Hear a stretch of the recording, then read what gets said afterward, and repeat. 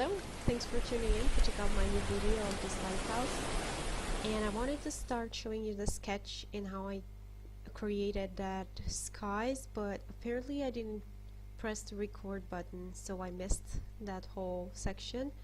I'm gonna go over the skies again later so you can see how I worked on it. For now I'm using a dry brush technique with yellow ochre and sepia brown.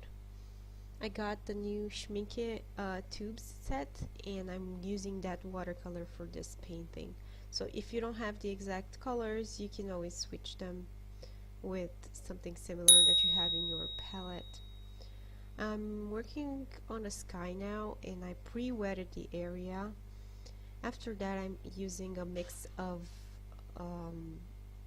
Persian blue with ivory black and some warm tone. I think I used Venetian red, just a tiny bit, just to give it a warmer look. As you can see, my paper is already dry on the right side, so I have to adjust the edges to soften them.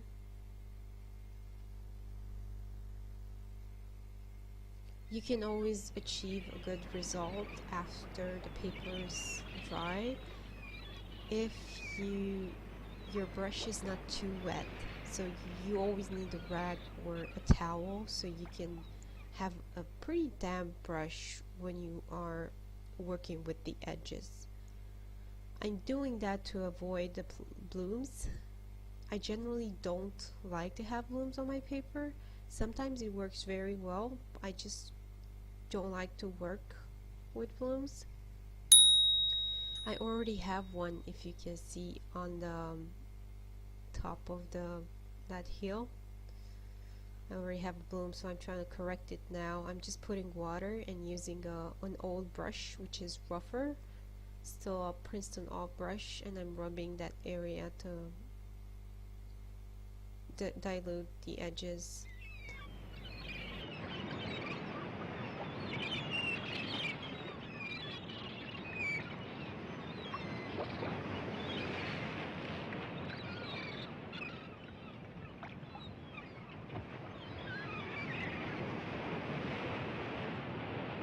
This brush is around 10, so it might be too big for what I'm trying to achieve right now, but that's what I had in hand, so I used it.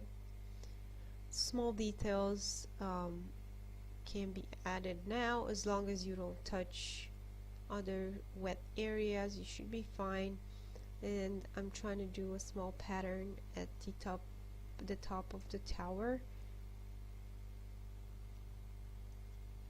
After this part is dry, I can go ahead and put the shades on the tower, but for now I can use the green tones for the grass. I'm gonna build darker and darker layers for that hill using cobalt green dark and sepia brown combined with a little bit of Venetian red.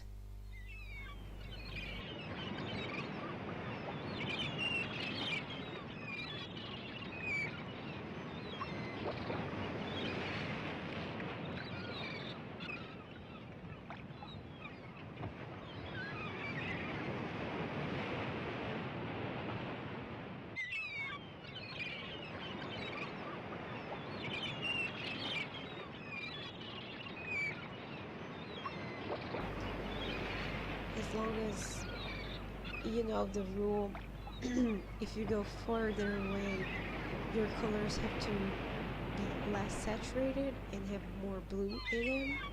If you follow this rule, your landscape is gonna look realistic.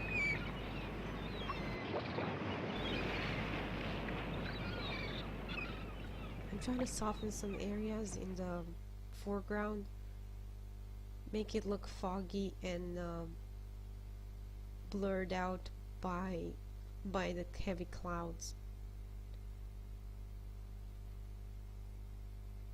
As you can see now, for distant hill, I'm using almost a purplish color, blue purple, to simulate the distance.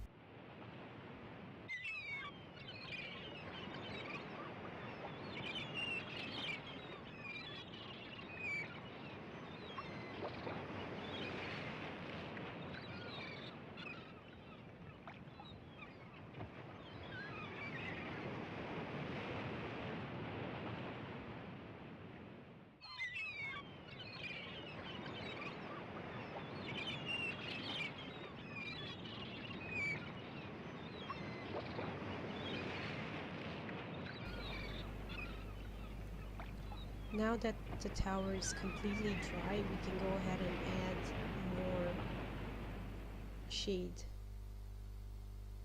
to it.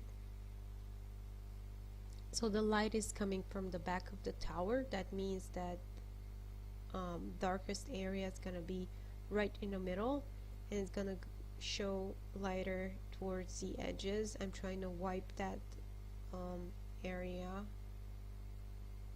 to create the light effect. And now I can go ahead and add deeper layers for the grass, and for that I'm simply using more paint, same paint that I was using before. It's a cobalt green with Venetian red. I decided that the painting was not saturated enough, so I'm adding also in the sands a little bit of Venetian red. Pieces of wood in the sand, I'm using a liner, Princeton liner 0, and now I'm gonna do a little bit of more texture in the sand with the splattering technique. I covered the sky. I don't want to have my dots landing on the sky. And now I can continue putting the poles in the distance, and for that I'm simply adding more water to my paint to dilute it and make it less saturated and intense. I figured I should add some birds just because everything looked too simple, too flat, and I'm trying to saturate it even more. As you can see, I'm adding more Venetian red in the sand, but only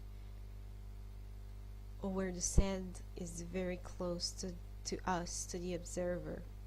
In the distance, everything goes towards blue, so I'm gonna leave that area untouched.